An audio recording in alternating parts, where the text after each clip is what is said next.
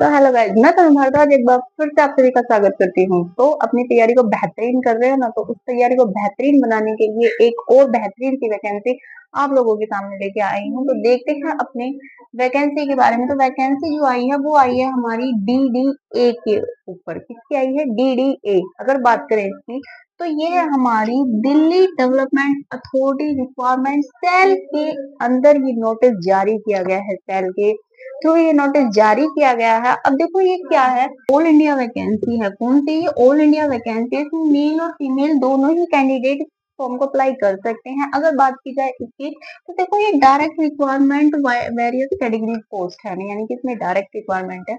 और अगर हम इसकी देखो अलग अलग पोस्ट अलग अलग कैटेगरीज में रखी गई हैं, तो सबसे ज्यादा जो रखी गई है वो, पहले तो हम इसमें बात कर लेते हैं कि कौन कौन सी पोस्ट कौन कौन सी कैटेगरीज में रखी गई हैं। तो बात करें हम कैटेगरीज की और पोस्ट वाइज, तो देखो जनरल वालों में जो रखी गई है हमारी पोस्ट, वो 604 रखी गई है। कितनी है? 604 पोस्ट रखी गई है। अगर बात करें एससी में, तो 162 पोस्ट है। एसटी में बात करें तो 107 पोस्ट है। ओबीसी में बात करें तो 209 पोस्ट है। और ईडब्ल्यू में बात करें तो 139 पोस्ट है। टोटल पोस्ट हमारी कितनी है? अभी 1383 पोस्ट टोटल है। कितनी है? 1383। तो अलग अलग कैटेगरीज में अलग अलग पोस्ट हैं। इसी हम अपनी उस वैकेंसी की जिसमें सबसे ज्यादा पोस्ट निकल के आई हैं। जी हाँ, इस वैकेंसी में सबसे ज्यादा पोस्ट निकली है। और वजह हमारी ये रही है इसमें ज्यादा पोस्ट निकले हैं, क्योंकि जब हमारा 2024 में DDA की वैकेंसी निकल के आई थी, तो उसमें ये पोस्ट नहीं थी। तो इसीलिए इस पोस्ट में सबसे ज्यादा वैकेंसी निकल रही है।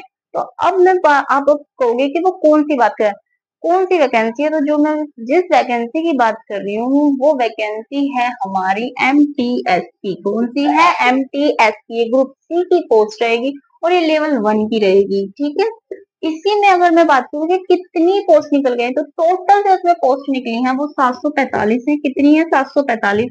अलग अलग कैटेगरीज में पोस्ट बांटी गई हैं। तो देखो, जर्नल वालों के लिए 298 पोस्ट रखी हैं। ईडब्ल्यूएस वालों के लिए 84 है। एससी वालों के लिए 91 है। एसटी वालों के लिए 63 है। और ओबीसी वालों के लिए 209 है। क्लियर है? तो ये कैटेगरी वाइज पोस्ट रखी गई है और टोटल है हमारी 745। अगर हम क्वालिफिकेशन की बात करें, तो देखो इसमें अगर एमटीएस की क्वालिफिकेशन की बात करें, तो 10th पास इसके लिए फॉर्म एलिजिबल है। 10th पास फॉर्म अप्लाई कर सकते हैं। अलग अलग पोस्ट के लिए अलग अलग ही एजुकेशन मांगी है। जो 10th वाले हैं वो अलग पोस्ट के लिए एलिजिबल है। जो 12th वाले हैं वो उसके लिए, जो ग्रेजुएशन वाले वो अलग। जो तीनों के लिए एलिजिबल हैं वो तो इस मौके को हाथ से मत ही जाने देना, क्योंकि देखो इस वैकेंसी में 4 पोस्ट ऐसी हैं जो अपने आप में बेस्ट मानी जाती हैं, जो बेहतरीन है। तो वो कौन कौन सी पोस्ट हैं वो देख लो। पहले हमारी जूनियर इंजीनियर की ये पोस्ट भी अपने आप में काफी बेहतरीन है। अच्छी खासी सैलरी इसमें देखने को मिलेगी। दूसरी है हमारी स्टेट सिलेक्शन ऑफिस की, ये भी अपने आप में बेस्ट है और अच्छी खासी सैलरी ही इसमें देखने को मिलेगी। ऑफिस जॉब रहेगी। तीसरी है हमारी स्टेनोग्राफर की और चौथी है हमारी एमटीएस की। चारों ही पोस्ट अपने आप में बेस्ट मानी गई हैं, बेस्ट वैकेंसी है। तो देखो इसमें ना, अगर जो जो बच्चा तीनों पोस्ट के लिए एलिजिबल है वो इस तीनों के लिए ही फॉर्म, सॉरी 4 के लिए ही फॉर्म डालना, क्योंकि ये ना काफी बेस्ट है। कोई सी ना कोई सी में तो आपका सिलेक्शन हो ही जाएगा। सैलरी भी अच्छी खासी देखने को मिलेगी।